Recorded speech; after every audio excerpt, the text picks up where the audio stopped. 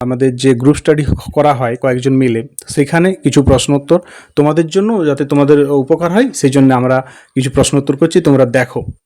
তো আমাদের আমাদের একজনকে প্রশ্ন জিজ্ঞাসা করা হচ্ছে, মাইক্রোফোনটা নেবেন স্যার।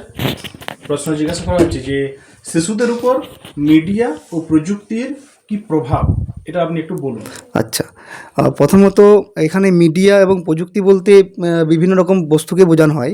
সেক্ষেত্রে মোবাইল এবং টিভি রয়েছে।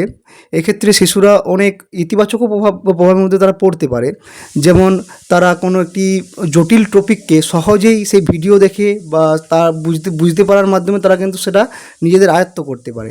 এবং এক্ষেত্রে বলা যেতেই পারে অনেকগুলো নেতিবাচকও প্রভাব রয়েছে। এতে মোবাইলের প্রতি যদি কোনো ছাত্র বা ছাত্রী বেশি পরিমাণে আসক্ত হয়ে যায়, তাহলে কিন্তু তাদের পড়াশোনার ঘাটতি ঘটতে পারে। ধন্যবাদ।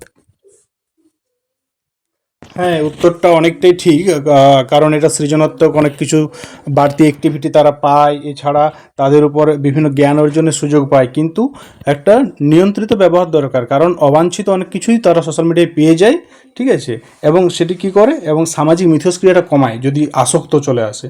সঠিক বলেছেন। এবার আমরা পরের প্রশ্নে চলে যাব।